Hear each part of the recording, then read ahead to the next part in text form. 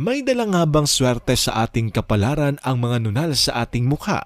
Ako po si Mr. Y at sa episode na ito pag-uusapan natin ang kahulugan ng mga nunal sa iyong mukha. Let's go!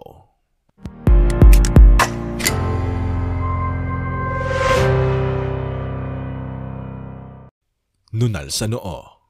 May mga paniniwala na ang nunal sa noo ay nagdadala ng magandang kapalaran at kasaganaan sa isang tao. Pinaniniwalaan na ito ay nagdadala ng swerte, tagumpay sa karera at personal na mga layunin.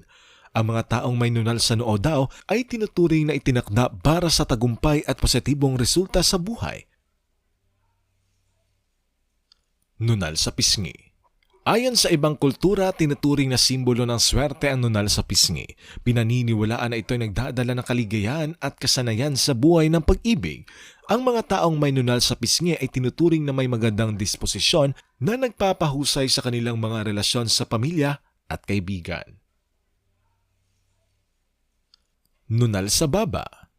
May mga paniniwala na ang nunal sa baba ay may koneksyon sa pinansyal na kasaganaan. Pinaniniwalaan ang mga taong may nunal sa baba ay magtatagumpay at magiging stable sa kanilang kita.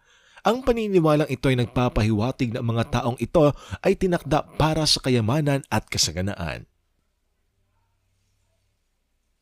Nunal sa ilong. Tinuturing na simbolo ng swerte ang nunal sa ilong pagdating sa paglalakbay at pakikipagsapalaran. Pinaniniwala ang magdadala ito ng positibong karanasan sa paglalakbay at pagsusuri. Ang mga taong may nunal sa ilong daw ay tinuturing na masugid sa pakikipagsapalaran at itinakda para sa kakaibang pagkakataon.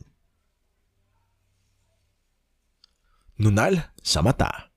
Ang nunal malapit sa mata ay maaaring ituring bilang senyales ng mataas na intuisyon at pangungusap. Sa ilang kultura, pinaniniwalaan ang mga taong may nunal sa mata ay may espesyal na pangunawa sa hinaharap at mas malamang nagagawa ng matalinong desisyon.